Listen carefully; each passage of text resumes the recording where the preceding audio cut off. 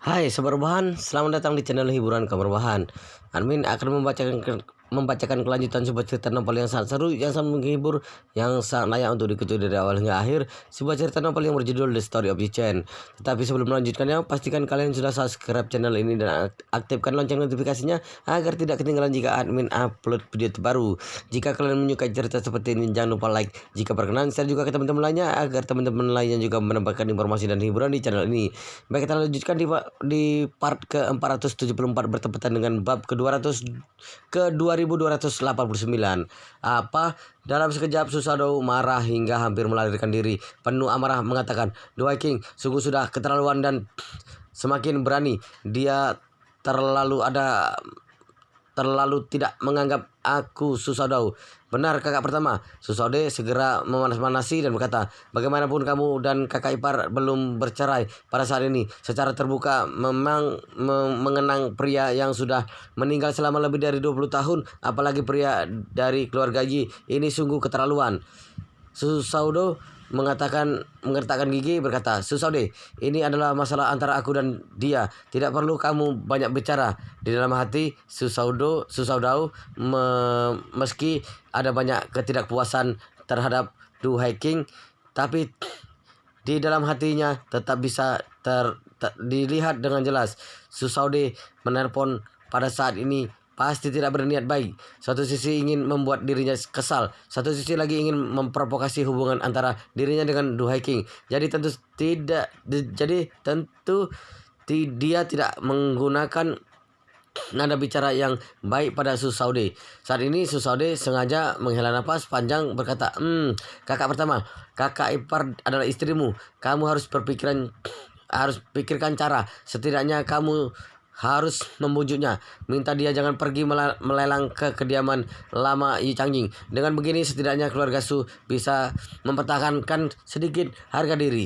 Susanoo berkata dengan nada dingin. "Susanoo, tidak perlu kamu yang mengajariku bagaimana bertindak." Susanoo segera mengatakan, "Kakak pertama, sekarang kamu jangan terbawa emosi. Lagi pula sekarang sudah bukan masalah di antara kamu dan kakak ipar saja, melainkan masalah di antara seluruh keluarga Su dan kakak ipar.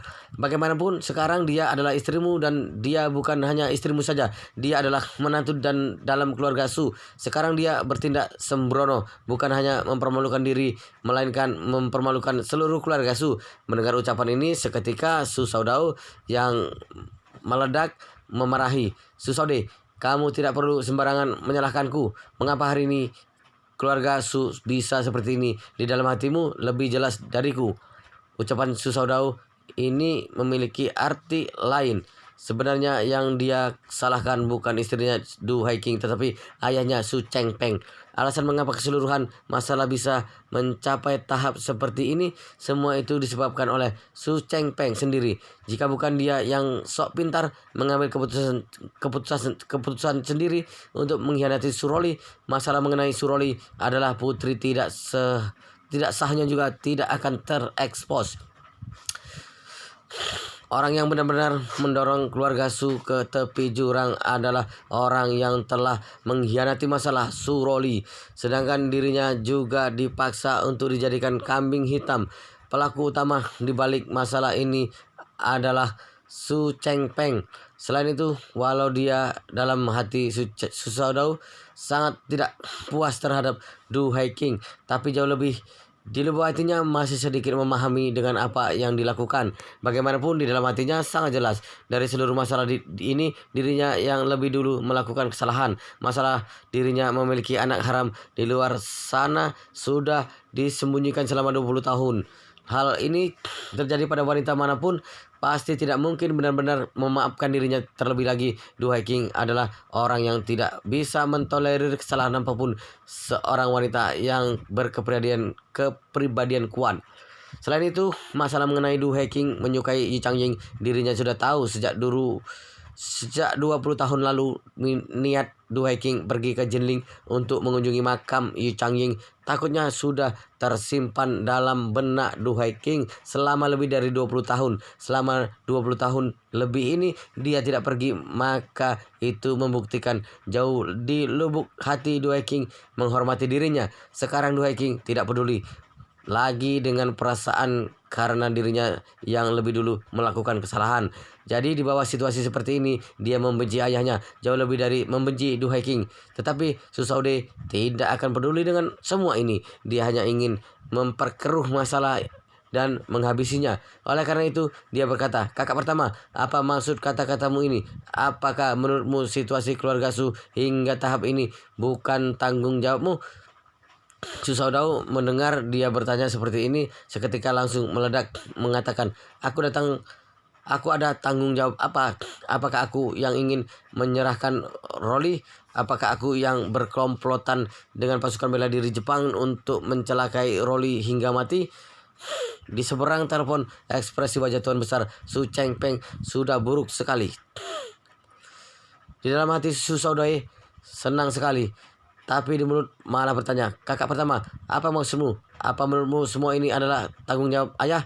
Aku beritahu kamu, semua yang dilakukan ayah demi keluarga Su kita. Semua itu demi membantumu selesaikan masalah anak tidak sahmu yang ada di luar sana. Waktu itu jika kamu tidak berbuat sembarangan di luar hingga memiliki Suroli, bagaimana kita akan berada dalam situasi hari ini?" Susadau marah sekali, berteriak dengan marahnya, "Persetan dengan ibumu." Saude juga kesal memarahi, "Ibuku adalah ibumu." Mendengar kata-kata ini, seketika Susadau membisu, sedangkan wajah Tuan Besar Su sejak awal sudah buruk sekali. Saat ini Susaude terus memprovokasi, "Kakak pertama, aku menelpon bukan demi bertengkar denganmu. Aku juga tidak ingin bertengkar denganmu. Aku hanya ingin menyarankanmu agar melihat kenyataan dengan jelas." Susaudau tidak bersikap baik, bertanya balik, "Melihat jelas kenyataan apa?" Susaude berkata dengan suara dingin, "Aku mau menyarankanmu melihat jelas kenyataan pertama, yaitu di dalam mata kakak ipar sama sekali tidak ada keluarga Su kita." Selain berbicara, Susaude terus mendesak lagi dengan berkata, "Kenyataan kedua yang ingin aku sarankan agar kamu lihat jelas adalah kakak ipar menikah denganmu selama lebih dari 20 tahun ini sama sekali tidak menganggapmu sebagai suaminya sendiri. Menggunakan istilah anak muda zaman sekarang, dalam pandangannya kamu hanya seorang pria cadangan saja. Pria cadangan yang dipilihnya karena dia tidak bisa mendapatkan Yi Changying." Kata-kata Susaude ini sangat menyakiti hati Susaudau. Sebenarnya ini adalah titik terlemah dalam hatinya selama lebih dari 20 tahun ini. Susaudau tahu bahwa dirinya adalah pria cadangan bagi Du Haking, tahu bahwa dirinya adalah pengganti Yi Changying. Selain itu, selama lebih dari 20 tahun ini tidak bisa benar-benar menggantikan Yi Changying. Tetapi cintanya pada Du Haking yang tidak bisa dikendalikan itu membuat dia terus menipu diri sendiri. Sekarang penyamarannya diungkap oleh Susaude dengan kejam. Dia sangat malu dan marah sekali. Dia mengutuk dengan marah di dalam telepon, "Susaude, sialan kamu, bicara sembarangan lagi. Aku akan menghabisi nyawamu." Susaude tidak bicara, sebenarnya dia sangat menikmati kegagalan Susaudau saat ini. Susaude tahu saat ini Susaudau semakin kehilangan akal sehat, maka pengaruhnya akan semakin berkurang di hadapan Tuan Besar. Jika dirinya membiarkan Susaude terus berada dalam keadaan ini, tidak perlu waktu lama, mungkin Tuan Besar tidak akan mau bertemu dengannya lagi. Susaude tidak bicara, tetapi Tuan Besar Su yang ada di sebelahnya tidak bisa menahan diri lagi. Tuan Besar Su marah hingga gemetar, menggetarkan gigi berkata, "Anak durhaka, demi wanita yang tidak mencintaimu dan sama sekali tidak peduli dengan harga dirimu itu, kamu bahkan mengucapkan kata-kata seperti ini pada saudara kandung. Apakah kamu masih manusia?" Susaudau yang ada di seberang telepon seketika bagai disambar petir. Dia sungguh tidak menyangka ternyata Tuan Besar berada di seberang telepon. Sekarang dia baru mengerti. Ternyata dirinya sejak menerima telepon terus dipimpin oleh Susaude. Susaude selangkah demi selangkah memprovokasi api amarahnya. Selangkah demi selangkah menuntunnya jatuh ke dalam lubang yang telah dia gali. Oleh karena itu, dia hanya bisa bergegas menjelaskan, Ayah, aku tidak bermaksud seperti itu. Hanya saja barusan aku terlalu marah. Kamu jangan bicara lagi. Su Cheng Peng berteriak, mengatakan, aku tidak peduli kamu menggunakan cara apapun. Pasti aku menghalangi Du Haiking berpartisipasi dalam lelang yudisial Senin depan. Harga diri keluarga Su pasti tidak boleh dirugikan olehnya.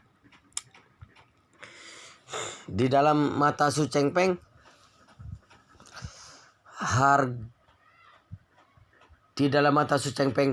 harga diri keluarga Su, dirinya boleh membuat harga diri keluarga Su hilang, tapi orang lain tidak boleh membuatnya hilang sedikit pun. Su Cheng Peng yang membuat keputusan untuk mengkhianati Suroli, meskipun pada akhirnya memaksa Su Shaodao yang jadi kambing hitam, tapi keluarga Su dipermalukan juga karena Su Cheng Peng. Su Cheng Peng bukan hanya tidak melakukan introspeksi diri sedikit pun, sebaliknya orang yang berkuasa bisa melakukan kesalahan dan orang biasa hanya bisa dikendalikan. Meskipun Du Haiking masih belum bercerai dengan Su Shaodao, tapi pernikahan antara Du Haiking dan Su Shaodao juga karena Su Shaodao yang lebih dahulu berselingkuh. Du Haiking jangankan hanya ingin membeli kediaman lama yang pernah ditinggali Changying, walaupun dia ingin selingkuh seperti Su Shaodao, anggota keluarga Su juga tidak berhak menyalahkannya. Tapi dalam pandangan Tuan Besar Su malah tidak berpikir seperti ini. Tuan Besar Su merasa walau putranya yang lebih dahulu selingkuh, tapi Du Haiking sebagai menantu keluarga Su maka tidak boleh melakukan hal apapun yang bisa mempermalukan keluarga Su. Sekarang Du Haiking pergi ke Jinling untuk mengenang Yi Changying, bahkan masih ingin melelang kediaman lama Yi Changying. Bagi Su Cheng Peng ini benar-benar langsung mengulurkan tangan menampar wajah keluarga Su. Jadi tidak peduli bagaimanapun harus membuat Du Haiking menghilangkan pikiran ini. Saat ini Su Shaodao juga sangat tidak berdaya. Dia terlalu memahami Du Haiking, tertahu bahwa dirinya sama sekali tidak ada cara untuk membujuknya agar berubah pikiran, tapi tidak berani langsung menentang maksud dari Tuan Besar. Untuk itu tanpa daya hanya bisa mengiyakan, berkata, ayah, aku akan menelepon Haiking, membujuknya agar menghilangkan pikiran ini. Selesai berbicara, Su Shaodao menambahkan satu kalimat lagi, jika dia masih tidak mendengar saranku, maka aku juga tidak berdaya sama sekali. Su Cheng Peng berteriak dengan nada dingin, saat kamu menelponnya harus memberitahu dia dengan jelas. Ini bukan hanya maksud darimu, tapi maksudku juga. Jika dia tidak menganggap penting kamu selaku suaminya, setidaknya harus menghargai aku sebagai mertuanya. Su Shaodao hanya mengiyakan dan berkata, aku sudah tahu, ayah. Aku akan memberitahunya. Su Cheng Peng mendengus secepat mungkin selesaikan masalah ini. Selesai berbicara lalu segera mematikan telepon. Su Shaodao mendengar nada sibuk dari seberang telepon. Di dalam hati merasa sangat kesal. Dia seorang diri terdiam sekitar 5 menit baru membuka kunci ponsel, menelepon Du Haiking yang jauh di Jinling. Du Haiking melihat telepon dari Su Shaodao, meskipun tidak ingin angkat tapi tetap menekan tombol jawab, bertanya, ada masalah apa? Su Shaodao ragu-ragu sejenak lalu berkata, Haiking, barusan ayah menelponku hal mengenai kamu pergi ke Jinling. Ayah merasa sangat tidak senang. Du Haiking bertanya balik, mengapa dia merasa tidak senang aku datang ke Jinling? Su Shaodao berkata dengan suara dingin, bukankah kamu sudah tahu? Masih bertanya, apakah kamu tahu bahwa seluruh Yanjing sudah tahu tentang kamu pergi ke Jinling? Mereka semua sudah tahu bahwa kamu pergi ke Jinling untuk mengenang Yi Changying. Masih tahu bahwa kamu akan membeli kediaman lama yang pernah ditinggali Yi Changying. Du Haiking dengan datar berkata, aku ingin pergi kemana itu adalah kebebasanku. Aku ingin beli apa itu juga kebebasanku. Di dalam hatiku ingin mengenang siapa itu tetap kebebasanku. Jangankan seluruh Yanjing sudah tahu, walaupun seluruh Tiongkok tahu, bisa bagaimana? Aku tidak merasa bersalah. Aku tidak merasa bersalah. Kamu, Su Shaodao bertanya dengan marah.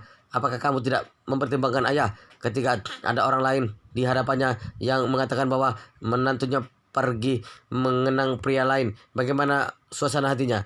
Duhai King bertanya balik dengan sikap yang tepat. Susadau, apakah kamu pernah mempertimbangkan ayahku ketika orang lain mengungkit bahwa menantunya memiliki seorang putri tidak sah yang berusia lebih dari 20 tahun di hadapannya? Bagaimana suasana hatinya? Dalam sekejap Susadau membisu. Dia tahu mengenai masalah ini dirinya sama sekali tidak bisa membujuk Duhai King karena apa yang telah dirinya lakukan bahkan 100 kali, 1000 kali, 10.000 kali lebih keterlaluan dibandingkan Duhai King. Oleh karena itu dia terdiam lama sekali, menghela napas dan berkata, Hai King, tentang masalah ini awalnya aku ingin meneleponmu utamanya karena ayah sangat marah dan menelepon aku memintaku tidak peduli bagaimanapun harus membujukmu untuk menyerah agar tidak berpartisipasi dalam lelang yudisial Senin depan. Kamu sangat paham bagaimana sifat ayahku untuk menghindari masalah yang tidak perlu. Aku sarankan kamu lebih baik jangan ikut berpartisipasi. Duhai King mendengarnya lalu berkata dengan serius, Susadau, aku mohon kamu lihat hubungan suami istri kita. Beri kuasa pada pengacaramu agar urus perceraian ini. Setelah bercerai, keluarga Su, kalian juga tidak perlu khawatir tentang apa yang aku lakukan. Apa yang aku lakukan tidak ada hubungannya dengan keluarga Su kalian. Susadau dengan tegas mengatakan, untuk sementara aku tidak akan menyetujui perceraian ini. Tunggu aku kembali dalam negeri baru dibicarakan lagi. Duhai King dengan datar berkata, ya kalau begitu aku juga minta kamu jangan meneleponku lagi. Kapan kamu bersedia untuk bercerai, langsung hubungi pengacaraku saja. Selesai mengatakan semua ini, Duhai King langsung mematikan teleponnya. Sekali lagi Susadau terkejut dan terdiam. Dia di seberang telepon. Saat ini di dalam hati Susadau sudah sangat marah sekali. Dia langsung membanting ponsel ke lantai hingga hancur berkeping-keping. Mulut memarahi, Duhai King, aku tidak mengerti sebenarnya apa baiknya Yi Changying itu bisa membuatmu mengingatnya selama bertahun-tahun. Kamu jangan lupa dari awal sampai akhir dia tidak pernah memilihmu. Dia telah menyerah padamu hingga sebelum mati. Dia tetap menyerah akan dirimu. Tepat ketika dia marah sekali, pelayan membawa sebuah ponsel dan berjalan cepat ke dalam dengan hati-hati mengatakan, Tuan Muda, pertama telepon dari Tuan Besar.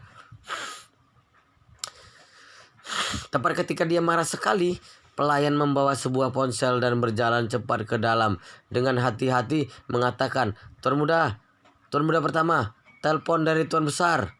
Susadau baru menyadari ternyata dirinya telah membanting ponsel. Dia hanya bisa mengambil ponsel dari tangan pelayan, berusaha menekan amarahnya berkata, Ayah, Anda ada pesan apa? Su Chengpeng bertanya dengan suara dingin. Mengapa ponselmu tidak bisa dihubungi? Susadau hanya bisa berbohong mengatakan, terjadi masalah pada ponselku dan mati secara otomatis. Su Chengpeng tidak mempermasalahkannya lagi, melainkan tergesa-gesa bertanya, kamu sudah komunikasi dengan Duhai King belum? Susadau segera mengatakan, sudah komunikasi. Su Chengpeng bertanya lagi, apa yang Duhai King katakan? Susadau merasa tidak berdaya dan berkata, ayah, maaf, Hai King sangat tidak puas dengan perselingkuhanku yang mengkhianatinya. Jadi dia sama sekali tidak mau mendengar apapun yang aku katakan saat ini. Seketika Su Chengpeng langsung marah sekali, mengatakan gigi sambil memarahi, tidak berguna. Sungguh tidak berguna. Orang tidak berguna yang bahkan tidak bisa menangani seorang wanita. Selesai berbicara sekali lagi menutup telepon dengan kasar. Ini adalah panggilan ketiga Susadau yang ditutup hanya dengan waktu belasan menit. Dia sudah luar biasa marah pada saat dia hampir membanting ponsel yang ada di tangannya. Lagi mendadak seluruh tubuhnya terkaku. Kemudian seketika mulai rileks. Dia melempar ponsel pada pelayan, bangkit dan berjalan ke tangga, kembali ke kamarnya sendiri. Dalam perjalanan naik ke lantai atas, dia bergumam mengatakan, Duhai King, Tuan Besar tidak semudah aku Susadau untuk diajak berbicara. Karena kamu tidak mau menjaga harga dirinya, maka masalah kelak aku juga tidak bisa mengurusnya lagi. Pada saat ini keluarga Su di Yanjing Su Chengpeng juga sangat marah sekali. Duhai King bersikeras mau menghindari lelang yudisial Senin depan ini membuat Su Chengpeng marah sekali. Tetapi dia dalam hatinya sangat jelas situasi saat ini jika tidak menaruh harapan pada Du Haiking agar menyerah. Takutnya sama sekali tidak ada kemungkinan apapun. Tepat saat ini Su Shaodao berkata, "Ayah, bagaimana kita cari sedikit koneksi agar di Jinling membatalkan pelelangan kali ini?" "Dibatalkan?" Si Chengpeng bertanya balik padanya. "Bisa dibatalkan untuk sesaat? Apakah bisa dibatalkan untuk seumur hidup?" Sekarang di Yanjing di mana-mana membicarakan hal ini.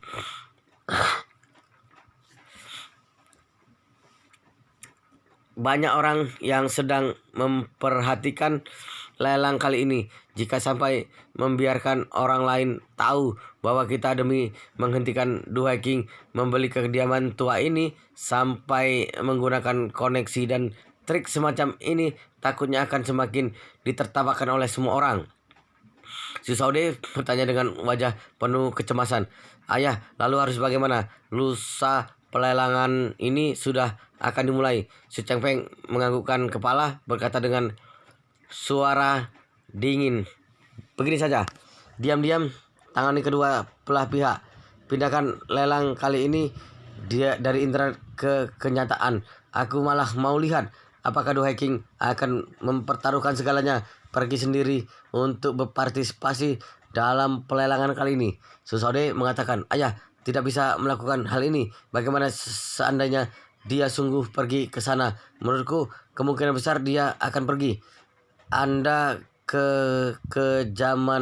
kekejaman yang melintas di mata Su Chengpeng mencibir dan berkata, jika dia sungguh tidak tahu menghargai kebaikan seseorang, maka jangan salahkan aku bertindak kejam. Bagaimana Putri Diana meninggal pada waktu itu, di dalam hatinya mungkin sangat jelas.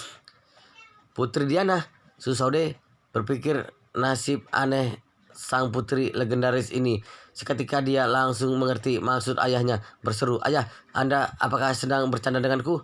Su Chengpeng berkata dengan ekspresi dingin, "Hal ini mengenai harga diri keluarga Su. Tidak bisa mentolerir lelucon sedikit pun. Tidak peduli bagaimanapun, aku tidak boleh membiarkan harga diri keluarga Su hancur di tangan seorang wanita luar." Berbicara sama di sini, Su Chengpeng mengetakkan gigi berkata dengan suara dingin, "Meskipun keluarga Su bukan keluarga kerajaan Eropa, tapi pentingnya harga diri keluarga kita tidak kalah dari harga diri keluarga kerajaan Eropa. Jika sampai ada orang yang berani mempermalukan harga diri keluarga Su, maka jangan salahkan aku bertindak kejam demi mempertahankan harga diri keluarga Su. Aku bisa melakukan hal apapun." Su Shaodai mengangguk dengan pelan. Dia tahu, baik itu keluarga kerajaan bangsawan atau keluarga besar kalangan atas, pentingnya harga diri melebihi segalanya. Sekarang ayahnya demi menyelamatkan diri memilih menyerang dulu. Biarkan lelang diadakan secara online. Ini sama seperti membuat Du Haiking berpikir jelas. Jika dia berani bertindak keterlaluan dengan langsung pergi berpartisipasi dalam pelelangan, maka jangan salahkan keluarga Su bertindak tanpa ampun. Terkadang hanya ingin mendesak pihak lain membuat sebuah keputusan yang lebih besar. Sama seperti dua orang saling berhadapan. Untuk sementara salah satu pihak masih tidak tega untuk membunuh duluan, tapi juga tidak bersedia untuk melepaskan pihak lain. Biasanya mereka malah akan bertindak sebaliknya, langsung menyodorkan sebilah pisau untuk pihak sana. Jika pihak sana sungguh tidak tahu menghargai kebaikan orang dan mengambil pisau itu, maka sama saja membantu dirinya membuat keputusan terakhir. Su Chengpeng ingin membuat pelelangan ini beralih dari online ke offline. Itulah tujuannya. Pengurus rumah dalam keluarga Du yang ada di Jinling segera menerima pemberitahuan bahwa pelelangan akan diubah menjadi pelelangan offline. Terburu-buru melaporkan situasi ini pada Du Haiking. Du Haiking sangat terkejut dan bertanya, bukankah selama 2 tahun ini lelang serupa selalu dilakukan secara online? Kenapa kali ini diubah ke offline lagi? Pengurus rumah menggeleng kepala berkata, "Nona kedua, aku juga tidak terlalu jelas akan hal ini. Aku mencari tahu sejenak. Tampaknya mengatakan bahwa lelang publik offline lebih transparan." Du Haiking malah tidak berpikir banyak. Dia ragu-ragu sejenak berkata, offline ya offline. Apakah waktu dan tempatnya sudah ditentukan? Sudah diputuskan? Pengurus rumah segera mengatakan pukul 10 Senin pagi berada di aula pelelangan klub Zenbao. Klub Zenbao, The Viking penasaran dan bertanya apa latar belakang klub Zenbao ini. Pengurus rumah memperkenalkan klub Zenbao ini adalah salah satu klub di bawah naungan Municipal Cultural Play Association di Jinling. Utamanya adalah menjual berbagai macam barang antik serta mengatur dan melakukan berbagai jenis pelelangan. Bosnya bernama Bao Pugui. The Viking menganggukkan kepala berkata kalau begitu Senin depan langsung pergi ke klub Zenbao untuk mengikuti pelelangan. Pengurus rumah segera berkata, nona kedua, menurutku lebih baik Anda tidak ikut pergi berpartisipasi. The Viking keheranan dan bertanya, mengapa? Pengurus rumah agak canggung dan batuk 2 kali menjelaskan, nona kedua, hal penting Anda ke Jinling sudah heboh sekali di Yanjing. Jika Anda pribadi masih ingin pergi berpartisipasi dalam pelelangan ini, pada saat itu akan menimbulkan lebih banyak kontroversi lagi. The Viking tersenyum datar dan berkata dengan serius, yang dinamakan kontroversi tidak lebih juga hanya mengatakan aku dan Susadau masih belum bercerai. Meskipun aku dan dia belum bercerai, tapi selama lebih dari 20 tahun aku menikah dengannya. Tidak pernah dekat dengan pria lain manapun, walaupun hanya mesra dalam kata-kata juga tidak pernah. Tapi sebaliknya Susadau terus mengatakan bahwa dia mencintaiku, tetapi sejak awal sudah memiliki seorang anak haram di luar sana. Mengapa apa yang dia lakukan bisa diizinkan dan apa yang aku lakukan akan menimbulkan kontroversi yang lebih besar? Pengurus rumah tidak berdaya dan mengatakan, nona kedua, meskipun saat ini masyarakat sudah lama memperhatikan kesetaraan antara laki-laki dan perempuan, tapi ada beberapa hal. Tentu ada perbedaan antara wanita dan pria. Dalam filsafat moral masyarakat kelas atas selalu memiliki toleransi yang lebih tinggi terhadap pria playboy. Banyak istri sah yang hanya bisa berpura-pura tidak tahu. Orang-orang juga tidak merasa heran.